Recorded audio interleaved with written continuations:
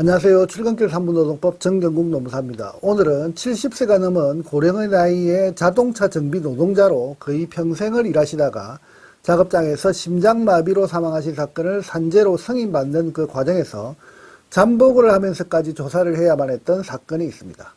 그리고 과로사 산재 사건이기 때문에 업무상 질병판정위원회 구술심리를 참석했는데 그 회의 개최 횟수가 두 번도 아닌 총 3번에 걸쳐서 진행하였고, 그 결과 최종 3번째 회의에서 산재 승인 결정을 받게 된 사건에 대해서 사건의 핵심 쟁점과 동사건을 통해서 다시 한번 느끼게 되는 내용에 대해서 한번 설명드리는 시간을 가져보도록 하겠습니다. 먼저 사건의 개요를 간략히 설명드리면, 이번 사건의 경우 70세가 넘는 고령의 나이에도 불구하고 거의 30년 이상을 차량 정비 그리고 중장비 정비 일을 하시면서 생계를 꾸려 가셨던 자동차 정비 노동자의 심근경색 산재 사건입니다.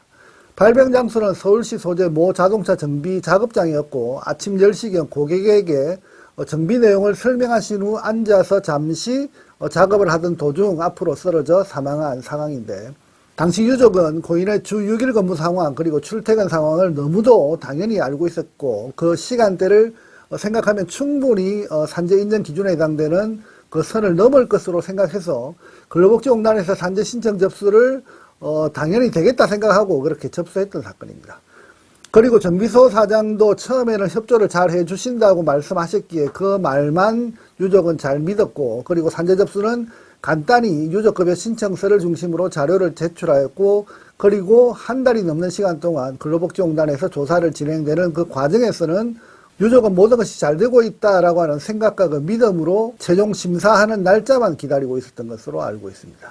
공단은 사실관계 조사를 위해서 회사 측 주장을 중심으로 사건 조사는 진행된 것으로 확인되었고, 결국 조사는 마무리된 후 업무상 질병판정위원회에서 최종 심사회의를 한다고 유족에게 심사회의 날짜를 통보하였고, 그리고 유족인 아들은 심사회의가 개최되는 날 회의에 참석해서 구술심리를 그렇게 진행하게 되었습니다. 하지만 유족인 아들은 구술심리 과정에서 너무나 황당한 사실을 듣게 됩니다. 출근 시간은 원래 9시 이전이었는데 판정위원회에서는 출근 시간이 10시에서 11시 사이였다라고 조사되어 있었고, 그리고 퇴근 시간은 원래 저녁 8시 전후에 퇴근하신 것으로 알고 있는데, 판정위원회에서는 오후 4시 또는 5시면 퇴근하는 것으로 그렇게 조사되어 있는 것으로 확인되었습니다. 무엇보다 황당한 사실은 고인의 업무가 정비기술자로서 소속 사업장에서 17년을 넘게 일하셨던 분이었는데, 판정위원회에서 확인된 사실관계로는 고인은 허드렛 일을 하는 수준의 보조자로서 사장이 그냥 불쌍해서 일당 8만 원을 지급하면서 정비기술자로서 일한 것이 아니라 간단한 심부름 정도 하는 수준으로 일하셨던 것으로 그렇게 묘사되고 조사되어져 있는 것으로 확인되었습니다. 이 사실을 유족인 아들이 최종 심사하는 장소에서 확인하고는 이건 아니다라고 적극적으로 문제제기를 한 결과, 다행히 판정위원회에서는 유족이 그렇게 강력하게 항의한다면 이번 사건은 추가 보완을 해서 추가적인 사실관계를 확인해서 다시 심사하는 것으로 결정했고, 그 결과 유족에게 주장하고 싶은 사실관계가 있으면 증거자료를 통해서 다음 회의 개최될 때까지 제출하라고 하는 그 지시를, 그런 결정을 하였고, 그 결과 회의는 보류된 채 다음 회의를 예정하게 되었습니다. 참 다행스럽기도 하고 어떻게 보면 참 아찔한 상황이었을 것이라고 저는 그렇게 생각이 됩니다. 이런 상황에서 유족인 아들은 과로사 산재 사건은 섣불리 덤벼들어서는 안 된다는 사실을 그때서야 정확히 인식하고, 그리고 산재 사건을 전문으로 하는 노무사를 찾아야겠다는 판단하에 인터넷과 그리고 유튜브를 통해서 여러 곳을 수소문한 결과 결국 저희 법인에 도움을 요청하러 오시게 된 사건입니다. 당시 유족인 아들은 아주 다급한 목소리로 사건 설명과 답답한 마음을 저희 법인에 와서 하나하나씩 호소하기 시작했던 것으로 그렇게 기억하고 있습니다. 그러면 이번 사건의 쟁점을 제가 한번 간략히 설명드려 보면, 이렇게 1차 심의가 보류되고 추가 자료를 제출하라고 하는 결정을 받은 후 찾아온 고인의 그 아들과 1시간이 넘게 상담을 한 결과 너무나 안타깝고, 한편으로는 왜곡된 사실을 주장하는 사업주의 그 태도가 너무나 괘씸하다는 생각을 시작으로 이번 사건을 반전시켜야겠다는 판단하에 사건을 재조사하기 시작했습니다. 이번 사건의 가장 큰 그 핵심은 크게 두 가지였습니다. 그 첫 번째는 사업주의 허위주장 사실에 해당되는 출퇴근 시간을 어떻게 반론할 것인가에 대한 부분이었습니다. 고인은 출퇴근을 대중교통을 이용하지 않는 상태였기에 교통카드 사용 내역으로 출퇴근 시간 확인이 안 되는 상황이었고, 그리고 하이패스 통과 지역을 지나치지 않기 때문에 하이패스 기록을 통해서 또한 확인조차 되지 않는 상황이었습니다. 그렇다고 구글 위치 정보를 통해서 찾으려 해도 이 또한 저장이 되어져 있지 않았습니다. 결국 마지막 카드는 기지국 조사 방법이었는데 다행히도 통신사 협조를 통해서 기지국 자료를 발급받을 수 있었고 기지국 자료 분석을 통해서 고인의 출퇴근 패턴의 큰 그림을 그렇게 그릴 수가 있었습니다. 하지만 고인의 경우 워낙에 휴대폰을 사용하는 그 양이 적으신 분이었기 때문에 기지국이 정확히 찍히는 날이 일주일에 한 3일 정도밖에 되지 않아서 자칫하면 기지국이 찍히지 않은 날에 대한 근로복지공단과 사업주의 반론에 대해서 어떻게 주장할 것인가에 대한 고민도 미리 사전에 준비해야 되는 상황이었습니다. 사업주는 장사가 그렇게 잘 되지 않는 곳이기 때문에 퇴근 시간이 오후 4시에서 5시라고 했지만 실제 고인의 기지국 정보상 그 시간대에 사업장 인근 기지국을 벗어난 사항은 전혀 없었고 그리고 대부분 오후 8시 이후였다는 사실을 통해서 유족 측 주장을 보다 객관화시키는데 기지국 자료를 충분히 활용을 할 수 있었습니다. 이 부분을 더욱 보강하기 위해서 실제 작업장의 업무 종료 시간을 추적하기 위한 방법도 강구했는데 그것이 바로 한 일주일 정도를 정비소 도로 건너쪽에서 사업장 셔터가 최종 내려지는 시간을 잠복을 통해서 추적하기로 계획을 세웠습니다. 그리고 일주일간 셔터가 내려오는 시간을 확인한 결과 거의 일관되게 오후 8시 30분 전후로 확인되었고 고인의 기지국 이탈 시간과 일치되고 있음을 확인하고서야 우리가 주장하는 퇴근 시간의 타당성을 어느 정도 확보할 수 있었습니다. 둘째, 고인의 업무 보조자 지위에 대한 반론을 준비해야 했습니다.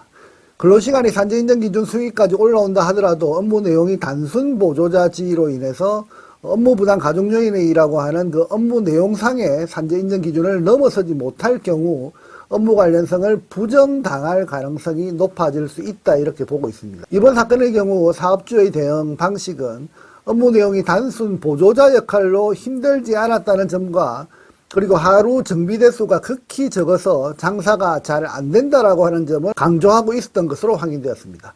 이런 이유였는지 모르겠지만 근로시간에 대한 조사 자료와 잠복 조사를 통해서 확인한 통상의 퇴근 시간대 등을 바탕으로 2차 판정위원회가 개최되어 이번에는 직접 조사한 노무사로서 저와 유족인 그 아들이 함께 구술심리를 참석했는데 예상대로 업무 내용이 단순하다라고 하는 점, 그리고 특별히 사업이 되지 않는다라고 하는 그 상황, 그리고 업무 보조자 역할에 대한 내용 등을 주로 질문하고 있다는 상황을 저는 바로 확인을 하게 되었습니다. 물론 근로시간에 대한 부분을 강조했지만 업무 내용상 보조자 지위라고 하는 점을 바탕으로 결국 두 번째 판정위원회 심의 결과 산재를 인정한다는 의견과 산재가 아니다라고 하는 의견이 동일하게 나오게 된 그 가부동수 결과가 나왔고 산재 인정과 불승인에 대한 판정위원회 가부동수의 결과는 다시 한 번 더 심의하는 것이 관련 규정이기 때문에 또다시 사건은 2주 정도 보류되어서 3차 회의를 기다리는 상황까지 가게 되었습니다. 이런 상황에서 업무 보조자가 아니라고 하는 것에 대한 주장을 하기 위해서 조사하는 방법을 고민해야 했습니다. 그렇다면 이번에 승부를 걸 수 있는 건 업무 내용에 대한 조사라고 하는 그 판단하에 고인의 작업이 결코 업무 보조자가 아니라고 하는 내용을 조사할 방법을 강구했고 그 방법 중 하나로 저는 차량 정비 사업장 바로 앞 큰 도로변 앞에서 4시간 정도를 잠복해서 유리한 정보가 나올 수 있는지 여부를 조사하기로 그렇게 결정했습니다. 결국 제가 직접 날을 정해서 현장 인근에 위치를 계속 변경해가면서 들키지 않게 그렇게 잠복 조사를 시작했고 그 결과 차량 정비 상황을 주시하면서 사장이 주된 작업자로 작업하는지 정비 차량의 차량 정비 현황은 어떻게 되는지 그리고 고인을 대체해서 채용된 직원이 보조자인지 또는 주된 작업자인지 등을 고인의 작업을 부각시킬 수 있는 요소가 단 하나라도 더 추가될 수 있도록 4시간 정도를 잠복 조사하면서 관련 자료를 수집하게 되었습니다. 결과적으로 유의미한 사항들을 충분히 확보했고 당시 정비 차량이 대기하고 있는 수가 총 4대 정도 유지되고 있다는 점도 확인했고 그리고